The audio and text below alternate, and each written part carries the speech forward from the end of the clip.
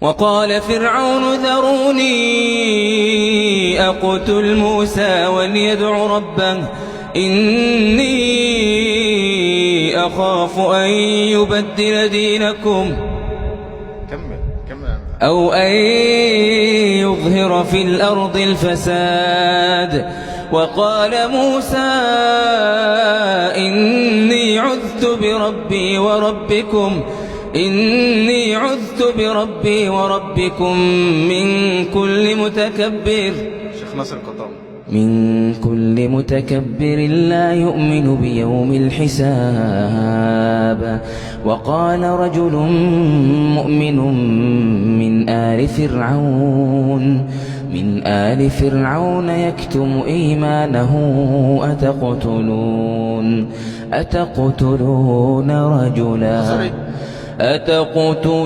رجلا أن يقول ربي الله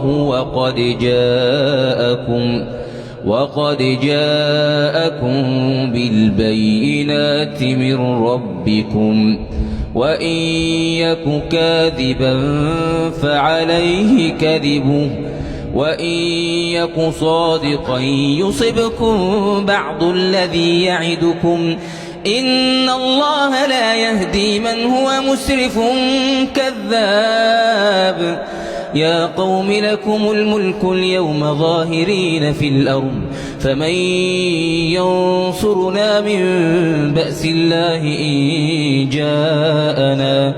قال فرعون ما أريكم إلا ما أرى وما أهديكم إلا سبيل الرشاد.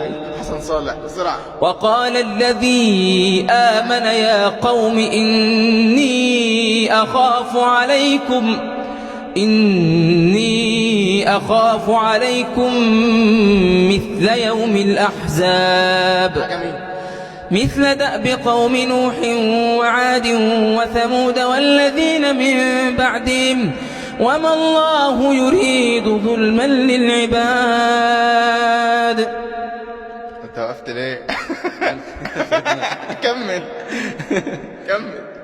كمل هتخسرك دلوقتي. ويا قوم إني أخاف عليكم يوم التناد يوم تولون مدبرين ما لكم من الله من عاصم. ومن يضلل الله فما له من هاد. بسم الله الرحمن الرحيم. إن الذين قالوا ربنا الله ثم استقاموا تتنزل عليهم الملائكة ألا تخافوا ولا تحزنوا وأبشروا بالجنة التي كنتم توعدون.